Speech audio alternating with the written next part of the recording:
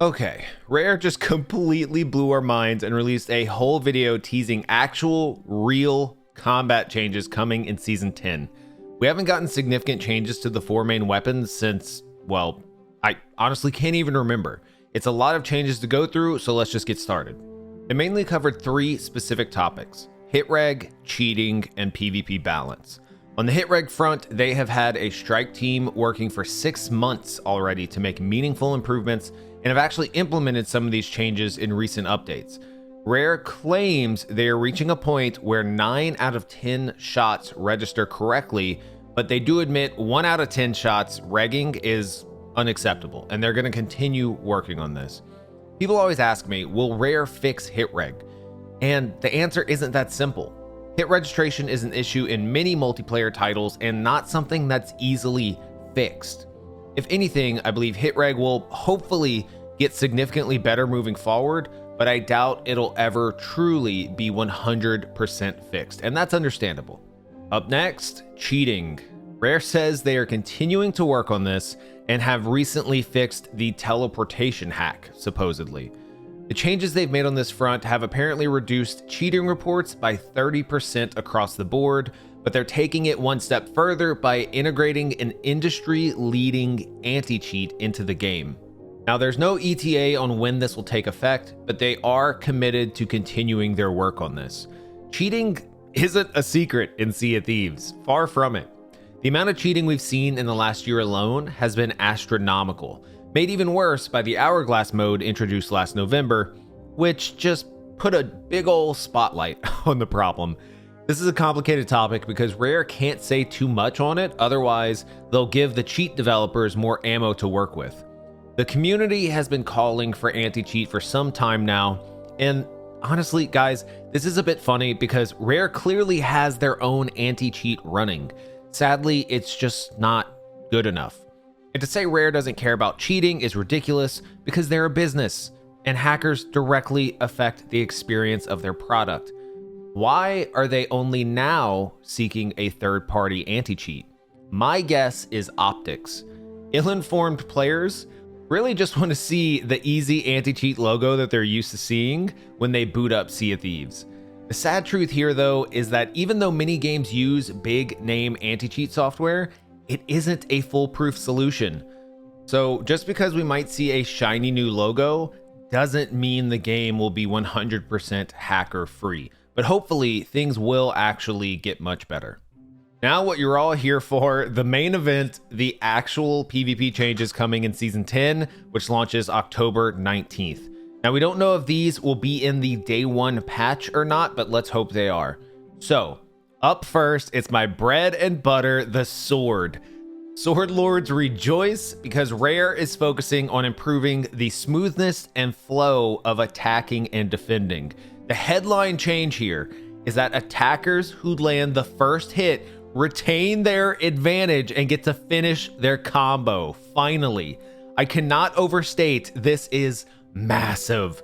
This used to be how sword combat worked, and it actually felt meaningful. However, for the longest time now, it has been a horrible, laggy M1 spam disaster. It was so inconsistent, both players would just randomly interrupt each other's combo until someone died. Not only will this feel better, but it forces the other player to either learn to block or move out of the way. Speaking of blocking, they claim the blocking experience is much better in Season 10. If you're blocking and aiming at the enemy, you should successfully block whether they're far away, directly in front of you, or even inside of your character. They've improved the feedback of hitting players at max range with the sword, and if you see them flinch, you'll know they've taken damage. Needless to say, I'm ecstatic for these sword changes. My boat isn't named the Sword Lord for nothing. If you want to see me take over the seas sword in hand, be sure to come chat and hang out at twitch.tv/blurbs, where I stream every weekday and most weekends. Lastly, we have arguably the most controversial change we've seen to combat in quite a while. Rare is officially removing the double gun quick swap method.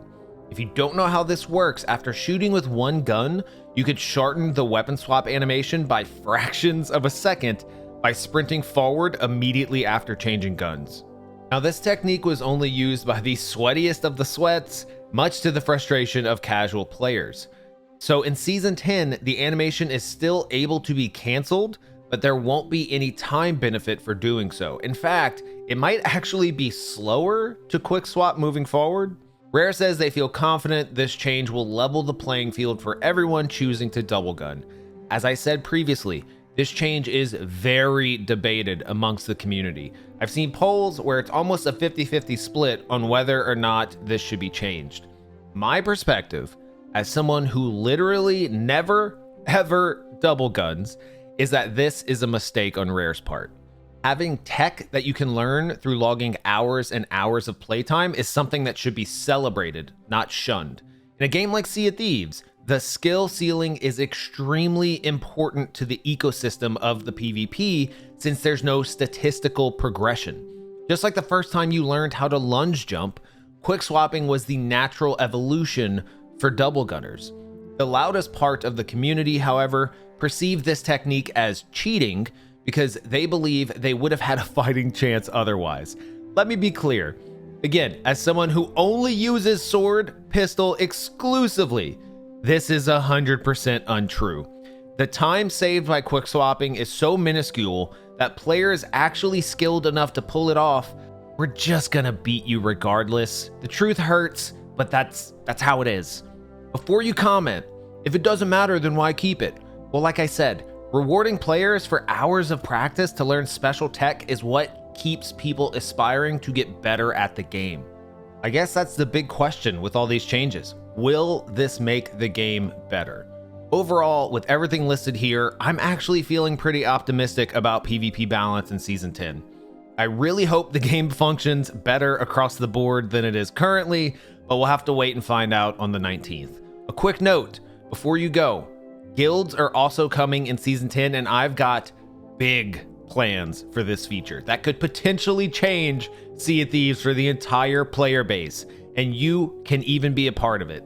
Stay tuned for the next video to see what that's all about, but until then, I'll see you guys next time. Thanks for watching.